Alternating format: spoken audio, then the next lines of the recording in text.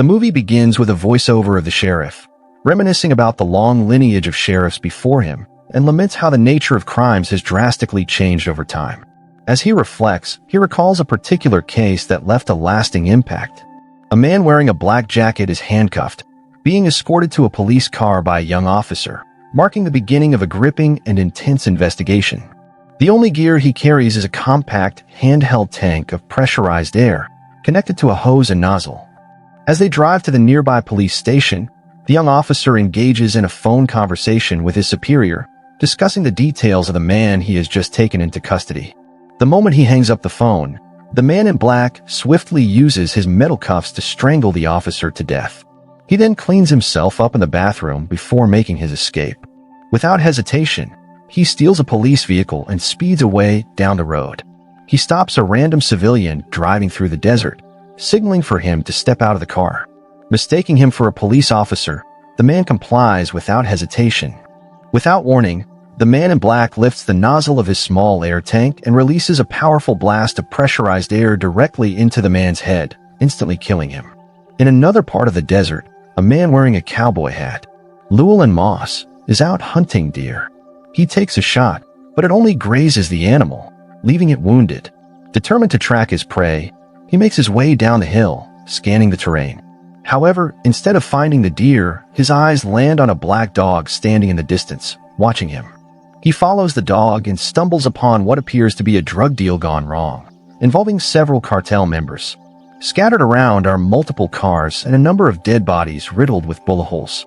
As he opens one of the vehicles, he finds a man barely clinging to life, weakly asking for water. He takes the dying man's gun and asks about the last survivor of the shootout. Determined to investigate further, he ventures out in search of him. He eventually spots a figure slumped against a tree. As he approaches, he realizes the man is already dead. Beside the body, he notices a black briefcase.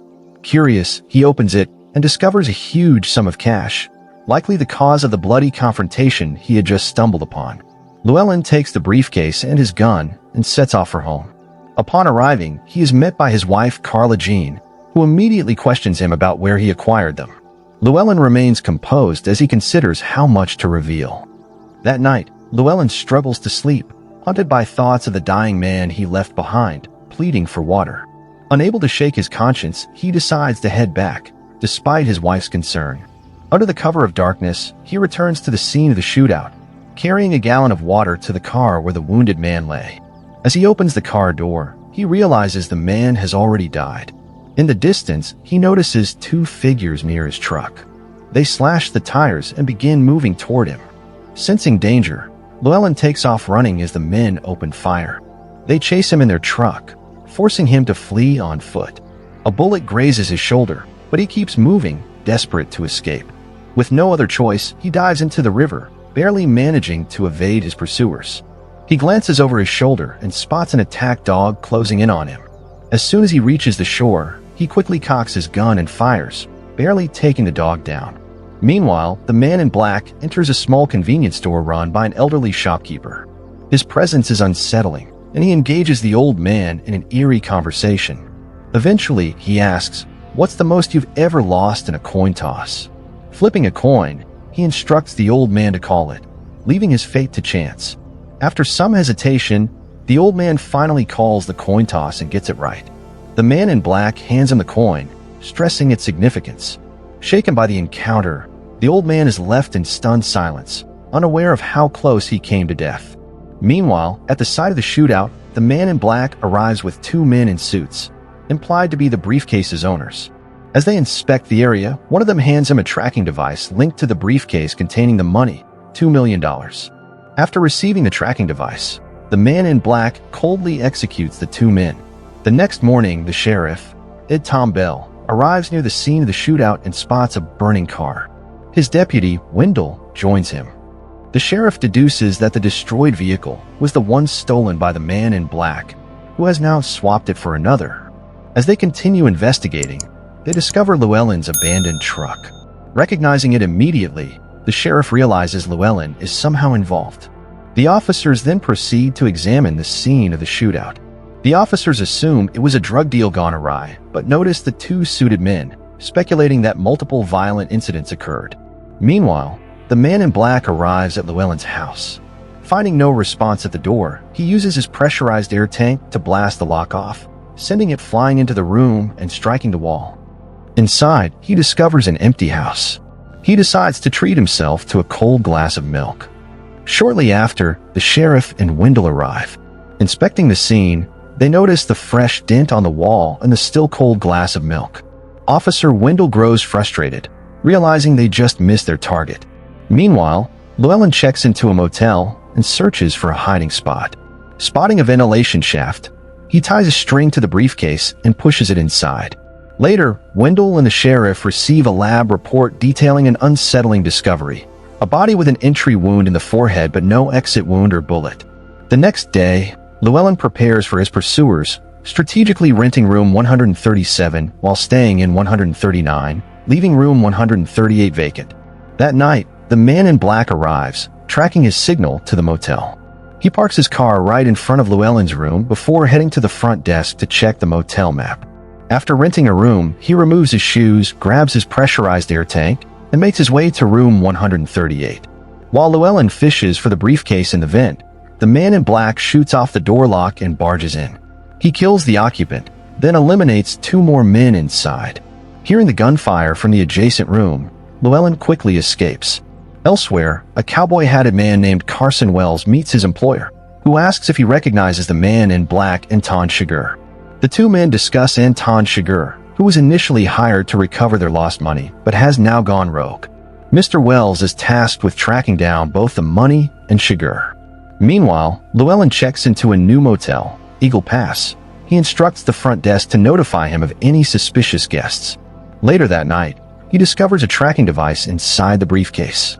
Before he can dispose of it, he hears a noise outside. He readies his shotgun, shuts off the light, and sees Chigurh's shadow beneath the door. Anton blasts the door lock off, striking Llewellyn in the chest. Llewellyn fires his shotgun at Anton and leaps through the window.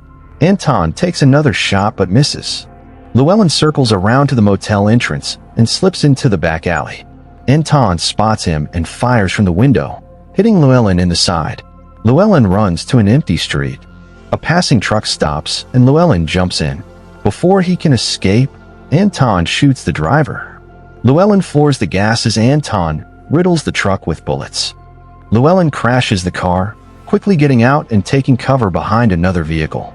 Through the diner's glass windows, he spots Anton's reflection as he cautiously approaches, scanning the area. Anton follows the blood trail and, in a split second, realizes Llewellyn's position, dodging his shotgun blast just in time. Llewellyn fires repeatedly at the car Anton hides behind, but when he checks, Anton has vanished. Wounded and exhausted, Llewellyn makes his way to the Mexican border on foot. On a bridge, he encounters a group of young men. He offers them $500 for a coat. Panicked, he tosses the briefcase into the river before crossing the border. He collapses on a stone staircase in a Mexican park. He awakens to the sound of a band playing a lively tune. Llewellyn gives the men money and asks for medical assistance. Meanwhile, Anton tends to his own wounds. He creates a diversion by igniting a cloth in a car's gas tank, causing an explosion near a pharmacy. With the chaos drawing attention away, he slips inside and steals medical supplies. At a hotel, he extracts shrapnel from his left thigh. Meanwhile, at the police station, the sheriff plans to visit Carla Jean in Odessa to check on her and gather information. Llewellyn wakes up in a hospital bed to find Mr. Wells sitting before him. They discuss the money and Anton. Wells urges Llewellyn to hand over the money, insisting it's the only way he can protect him from Anton.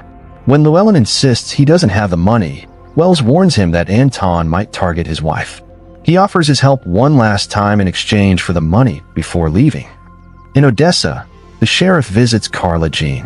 When asked about Llewellyn's whereabouts, she says she doesn't know. The sheriff says he just wants to protect him from those pursuing him. Before leaving, he mentions a specific type of air gun used for slaughtering animals. Feeling uneasy, Carla Jean asks why he brought it up. The sheriff replies, "I don't know. Maybe my mind wanders." Perhaps thinking of Anton Chigurh. In Mexico, Carson Wells retraces Llewellyn's steps and locates the briefcase near the bridge. He returns to his hotel room only to find Anton waiting for him. Wells attempts to negotiate, but Anton dismisses it, urging him to accept his inevitable fate. Anton questions him, asking, if the rules you followed brought you to this, what use were the rules? The phone rings, and Anton shoots Wells. Anton answers the call, speaking with Llewellyn. He offers a deal: surrender the money, and his wife will be spared. Llewellyn refuses and issues his own threat. Determined, he crosses back into the U.S., retrieves the money, and buys a change of clothes. Llewellyn calls Carla Jean to warn her about the danger. He arranges for her to leave the country, ensuring her safety while he deals with Anton. Meanwhile, Anton discovers that the original owner of the $2 million briefcase had placed 2 tracking devices, one given to the Mexicans. Furious, Anton storms into his office and kills him. Now, both Anton and the Mexicans are hunting Llewellyn. At a bus terminal in El Paso, Carla Jean contacts the sheriff, revealing Llewellyn's location in hopes of saving him. Elsewhere, Anton works to track Carla Jean. Meanwhile, Llewellyn, walking in El Paso, encounters a young woman lounging by an apartment building. She offers him a beer. He declines, but she persists. Moments later, the sheriff arrives at Llewellyn's location. He sees people fleeing from the apartment complex. Spotting the woman from earlier lifeless in a pool, he rushes inside, only to find Llewellyn already dead, killed by the Mexicans. Later that night, Carla Jean arrives at the scene. The sheriff exchanges a solemn look with her as she silently realizes her husband is gone. At a diner in El Paso, the sheriff and the local police chief reflect on the rising brutality of modern crimes. The police chief mentions that Anton returned to one of his crime scenes, sparking an idea in the sheriff. He revisits the motel where Llewellyn was killed and is startled to find the door lock punched through. Behind the door, Anton stands in silence listening. The sheriff searches the room but finds only an open ventilation shaft and a quarter. Later, the sheriff visits his old friend Ellis, discussing his growing unease with the case and his thoughts about retiring from law enforcement. Ellis responds by recalling a story about another officer who was shot dead in his own home, right in front of his wife. He tells the sheriff that violence and evil have always existed, and he must come to terms with it. After returning home from her mother's funeral, Carla Jean finds Anton waiting for her. She tells him she knew it wasn't over. Carla Jean insists she has done nothing to deserve harm, but Anton coldly explains that Llewellyn's refusal to make a deal sealed her fate. Carla Jean tells Anton she knew she was doomed the moment she saw him, recognizing his madness. Anton flips a coin, believing it to be the only way to compromise, letting fate decide while still keeping his word. Furious, Carla Jean refuses to call it, arguing that his choices, not chance, dictate his actions. The next scene shows Anton leaving her house, briefly checking his shoes for blood. While driving away, he gets into a crash. 2 boys on bikes approach, and he buys a shirt to use as a sling before walking off. The retired sheriff shares breakfast with his wife and recounts 2 dreams he had the previous night. In the first, he met his father in town, though his father had died young, making it seem as if he were now older.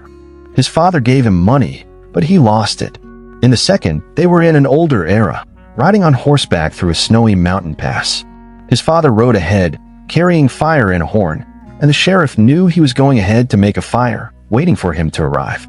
Then, thank you for watching. Like and subscribe for classic movie recaps.